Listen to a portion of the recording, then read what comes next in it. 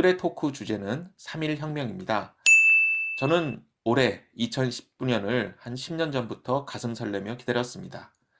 지금은 좀 잠잠해진 것 같지만 10여 년 전 뉴라이트라는 사람들이 대한민국이 1948년에 건국됐다고 강하게 주장을 한 적이 있습니다.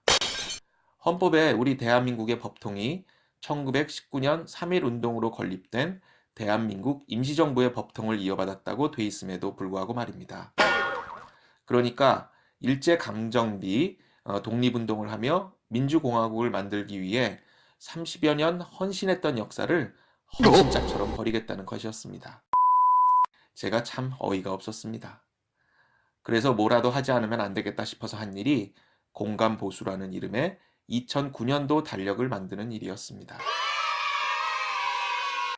매일매일 달력을 보면서 보수가 뭔지 생각도 하고 참 보수가 뭔지 공감했으면 하는 마음으로 달력을 만들었습니다.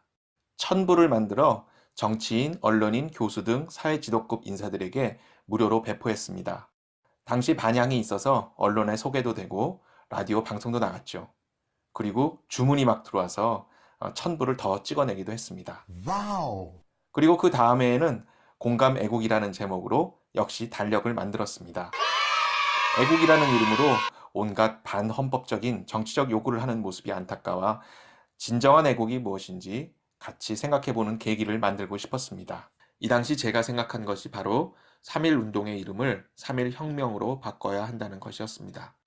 신라 김씨 왕조가 고려 왕씨 왕조로, 고려 왕씨 왕조가 조선 이씨 왕조로 바뀌는 역성혁명보다도 더 큰 혁명이 바로 주권이 왕에게 있지 않고 국민에게 있다는, 즉 주권 재민을 실현한 혁명 아닐까요?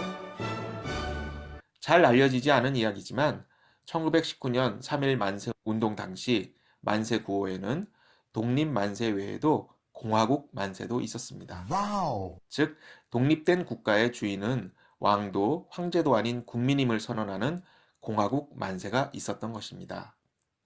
그런 기획을 갖고 만들어진 만세운동이 3.1 만세운동이고, 그래서 임시정부가 모두 민주공화제를 헌법 1조로 정할 수 있었던 것입니다. 약속이나 한 듯이 그렇게 만들어진 게 아니라 그렇게 하기로 독립운동가들 사이에 약속이 있었던 것입니다. 와우. 바로 이런 일련의 계획과 실천을 함께 볼 때 3월 1일 만세 시위는 민주공화국으로의 독립을 위한 혁명 거사였던 것입니다. 얘기하다 보니 한편으로는 얘기가 끝날 것 같지가 않습니다. 제 딸이 시간을 줄여야 할 텐데 어디서 시간을 줄일 수 있을지 모르겠습니다. 어디 하나 뺄 부분이 없을 것 같은데. 여튼 그래서 3.1혁명 100주년이 되는 1919년에 남과 북의 구분이 없이 자유, 평등, 정의, 평화의 독립선언을 했던 것처럼 2019년 3월 1일에도 남과 북이 함께 또다시 전 세계의 양심을 울리는 멋진 선언과 기념식을 했으면 하는 간절한 바람을 갖고 있었습니다. 그런데 이제 올해 2019년이 되었고 남과 북은 함께 3월 1일 행사를 하기로 했습니다. 이제 3.1운동이 아닌 3.1혁명으로 이름을 바꾸는 일이 남았습니다.